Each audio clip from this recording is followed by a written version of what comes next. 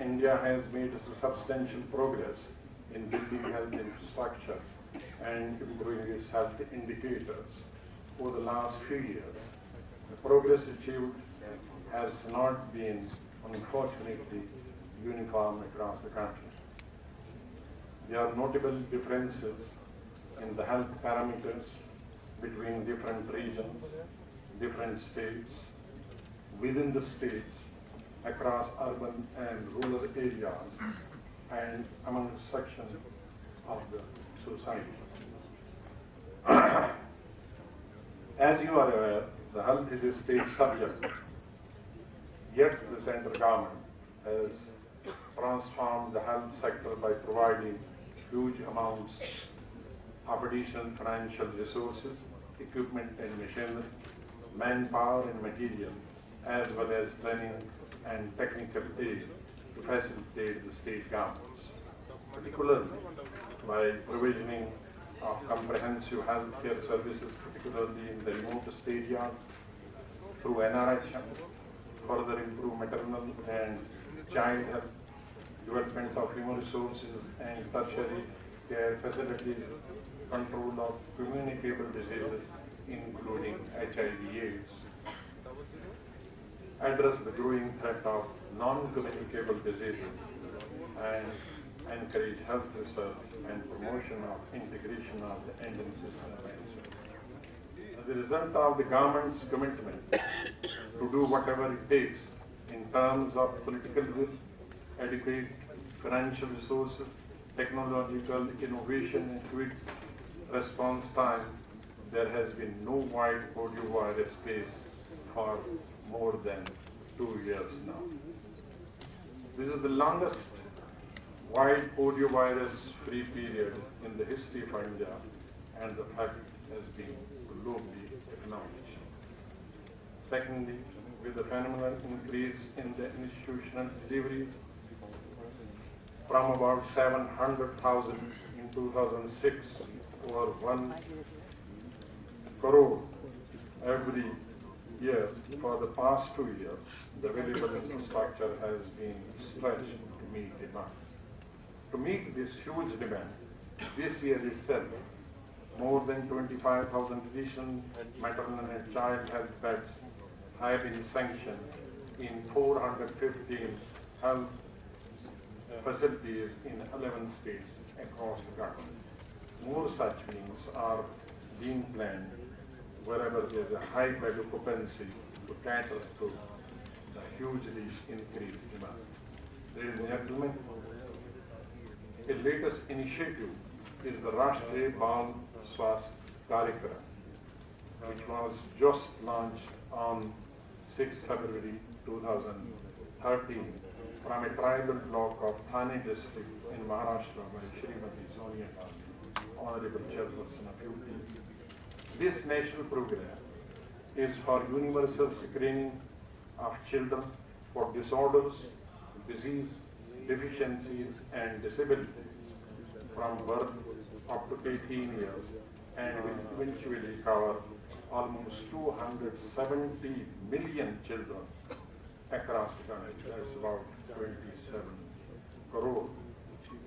These include 20 million babies born at public health facilities and homes, 80 million preschool children 6 weeks to 6 years old enrolled in Anganwadi centers in rural areas and urban slums, and 170 million children 6 to 18 years old and enrolled in class 1st to 12th in government and government-aided schools.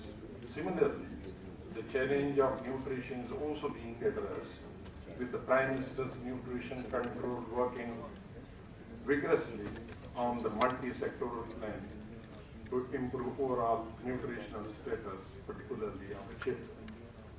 Our efforts to control anemia now encompass adolescent boys and girls, in addition to children and pregnant women, pregnant and lactating mothers.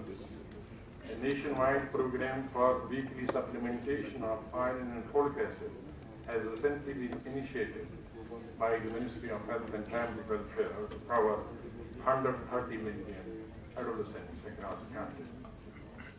The number of MBBS seats have increased by 46% and PG seats by 70% in the last 3 to 4 years. In fact, in just over 3 years' time, the availability of MBBS seats went up from 33,567 to 45,629, an increase of 12,062 seats. And the number of PG seats increased from 13,838 to 28,850, an increase of 9,012 seats.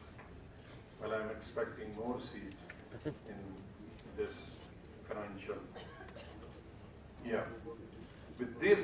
Within this period, 72 new medical colleges, including 6 AIMS, were established, raising the number from 290 medical colleges to present day of 362 colleges.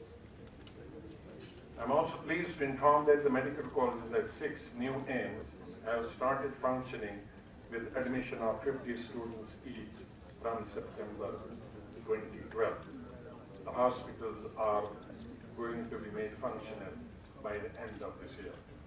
Together, the new 6 AIMS and 19 upgraded medical colleges would provide specialty and super specialty care in all disciplines with a net addition of 11,319 beds covering 27 locations across the country.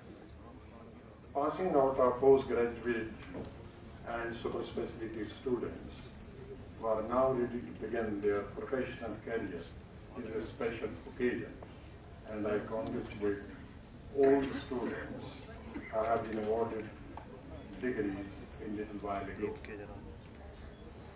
While it is acknowledged that India, here I would like to address the concern that have been expressed at the recent outbreak of influenza A H1N1 in some parts of the country, especially from the states of Rajasthan, Delhi, Gujarat, Haryana, and Punjab. Our situation today is totally different from what it was when the H1N1 pandemic struck the country in 2009. I was hardly 10 days old in the ministry when the entire globe and India was struck by H1N1, and this was one of the greatest challenges for the ministry in general, and particularly for me to deal with the situation.